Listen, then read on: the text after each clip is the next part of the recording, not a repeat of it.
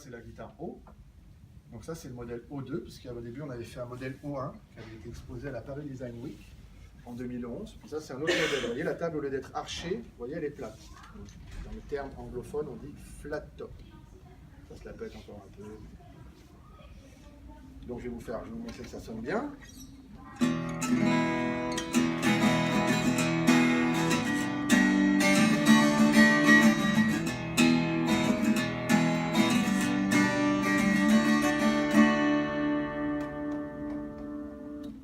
Petit truc si vous voulez.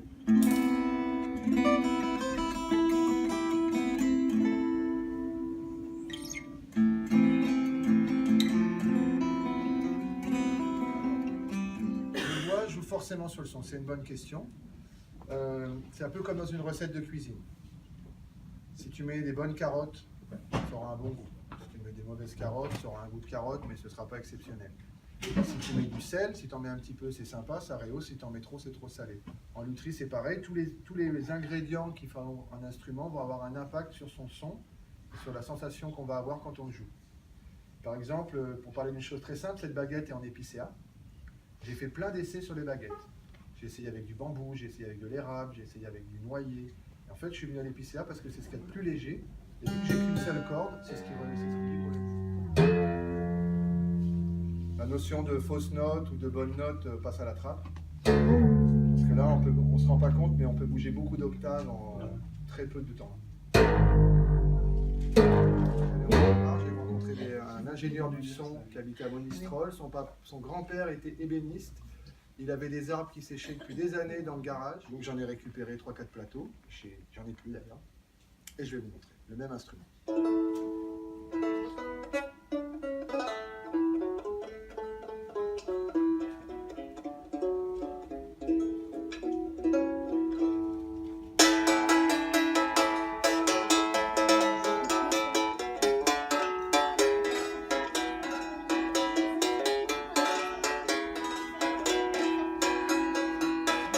Celui-là, c'est les mêmes bois, parce que celui-là j'ai mis une teinte rouge dessus avec de l'oxyde de fer, c'est des finitions huilées que vous avez devant vous. Hein.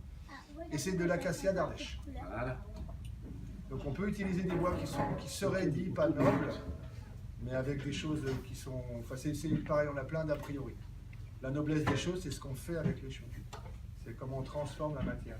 Après, moi je m'en suis rendu compte dans le temps, parce qu'au début quand je faisais ça, pareil, on me disait oui, le bois, oui, il faut prendre des bois de lutherie. Ben, oui, effectivement, l'érable sycomore, c'est un bois de lutherie, il fonctionne bien pour ça.